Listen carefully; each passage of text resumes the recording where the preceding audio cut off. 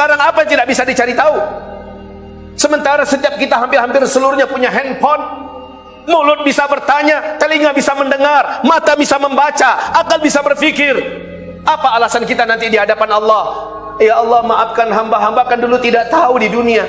Allah Subhanahu wa taala mengatakan, saya bedakan kamu dengan hewan.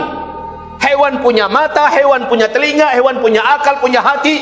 Tetapi maaf, hewan tidak punya akal, tidak punya hati, tidak bisa berpikir. Tapi kamu saya bedakan dengan akal dan hati itu, supaya kamu jadikan mata kamu bisa mencari tahu yang kamu tidak tahu. Kamu gunakan telinga kamu bisa mencari tahu yang kamu tidak tahu. Jadi alasan untuk tidak tahu di zaman ini tidak bisa, Pak. Buka saja sedikit YouTube, kita bisa tanya apa saja. Buka Google, kita bisa baca apa saja, tanyakan apa saja. Para ulama bisa didatangi di mana-mana, mudah ditanya. Apa yang tidak bisa pada hari ini jadi alasan untuk mengatakan saya tidak tahu, ditolak oleh Allah. La taqfu ma laysa laka bihi ilmun, innas sam'a wal basara wal fuada kullu ulaika kana anhu mas'ula. Kamu jangan stop, jangan merasa cukup, jangan berhenti dalam hal-hal yang kamu belum tahu. Ini boleh tidak, ini halal tidak, ini bagaimana hukumannya, ini bagaimana di mata Allah dalam agama, bagaimana, cari tahu. Bukankah kamu ada mulut untuk bertanya, ada telinga, ada mata, otak dan hati? Kenapa kamu tidak cari tahu? Allah tidak mau menerima alasan tidak tahu.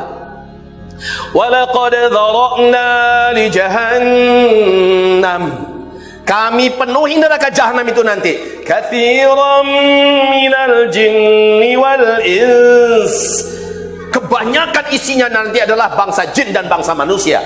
Lahum qulubun la yafqahuna biha, mereka punya hati, punya otak, tapi tak dipakai untuk memahami dan menerima.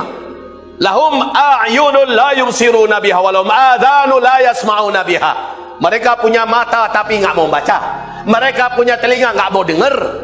Ulaika kal an'am, mereka lah seperti hewan ternak, balhum adall, bahkan lebih sesat lagi daripada hewan ternak. Ulaika humul ghafilun, itulah orang yang lalai menggunakan fasilitas yang Allah berikan untuk mencari tahu. Jadi Allah tak mau terima alasan saya tak tahu, wajib cari tahu.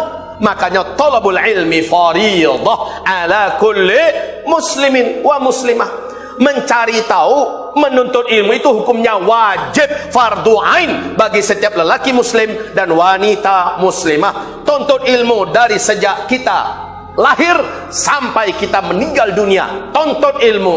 Ibarat Allah yang kami muliakan, ini yang keempat, kesyirikan. Dan yang kelima di fase keempat ini yaitu al-riddah, banyaknya terjadi kemurtadan hanya gara-gara jabatan dan fulus, hanya demi janji-janji posisi dan kedudukan, hanya demi dunia. Paginya masih ada iman kata Rasulullah, siangnya dapat tawaran ini dan itu atau tekanan ini dan itu, sorenya sudah kafir. Ada yang sorenya masih beriman, malamnya dapat tawaran ini dan itu, iming-imingan ini dan itu atau tekanan ini dan itu, besok paginya sudah kafir. Ba'u dinahum bi'aradin minad dunya, hanya gara-gara dunia, hanya gara-gara pekerjaannya, hanya gara-gara jabatannya, hanya gara-gara posisinya, hanya gara-gara iming-imingan dunia. Atau mungkin saja dunianya terancam, kamu nanti saya PHK, nanti kamu akan saya fitnah, saya masukkan ke penjara, nanti kamu, akhirnya dia berubah, prinsipnya tergadai, agamanya tercampak dan terinjak-injak, dan demi dunianya mereka relakan itu semua. Di akhir zaman sangat banyak yang pagi beriman, sore sudah kafir, sore ada yang beriman, besok pagi sudah kafir. Ini yang paling kita khawatirkan, Pak. Di mata Allah kita sudah tidak lagi beriman, sementara kita masih bergelar Pak Haji. KTP kita masih muslim, sementara di mata Allah kita sudah bukan lagi orang Islam. Tolong buka Google, tulis saja Pak, 10 pembatal syahadat. Iya saja itu.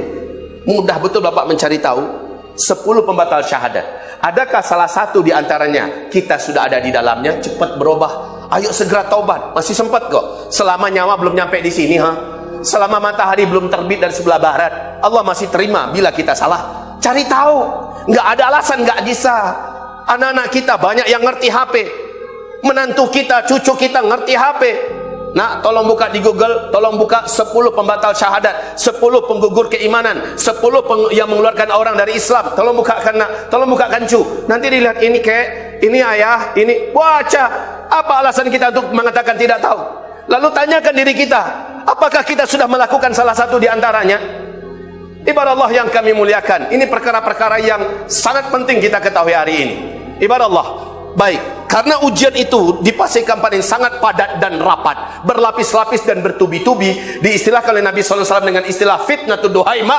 Fitnah di akhir zaman berupa potongan-potongan malap yang berlapis-lapis dan gelap gulita.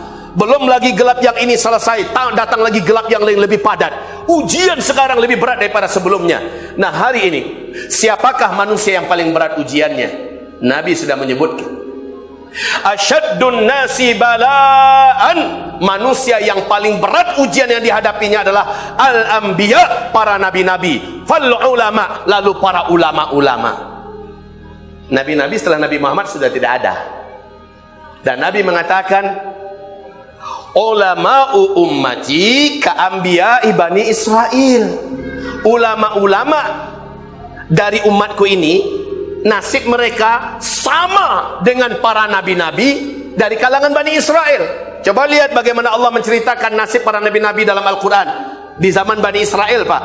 Nasib para nabi-nabi jumlahnya lumayan banyak, tetapi dimusuhi, dibenci, difitnah, diserbu, diteror, bahkan fariqan kadzabu wa fariqan yaqtulun. Satu kelompok dari para nabi-nabi Bani Israel mereka dustakan, mereka sakiti, mereka tangkap, mereka siksa, mereka habisi, atau paling tidak mereka usir. Wa fariqan yaqtulun, sekelompok yang lain mereka bunuh, mereka habisi dengan cara dibunuh. Ibarat Allah yang kami muliakan, nasib ulama dari umatku persis seperti nasib nabi-nabi Bani Israel. Maka Imam Syafi'i yang madhabnya di Asia Tenggara kita pakai, kaum muslimin, saat beliau ditanya oleh murid-muridnya, wahai Tuan Guru, di masa-masa fitnah seperti hadis-hadis Nabi engkau uraikan kepada kami ini, apa yang harus kami lakukan? Apa kata beliau? Merapatlah kepada para ulama-ulama. Maka apa pertanyaan muridnya berikutnya? Wahai Tuan Guru, sangat banyak ulama-ulama, yang ulama mana yang akan kami dengar? Ulama mana yang akan kami ikuti? Apa jawaban Imam Syafi'i? Ulama yang harus kamu ikuti, ulama yang harus kamu dengar, ulama yang harus kamu percayai, kamu patuhi adalah ulama-ulama di mana ujung-ujung senjata fitnah dari orang-orang kafir dan orang munafik banyak ditujukan kepada mereka. Siapa saja ulama yang paling dibenci oleh orang-orang kafir, oleh orang-orang munafik, maka itulah ulama yang harusnya kamu dengarkan, kamu patuhi, kamu taati mereka.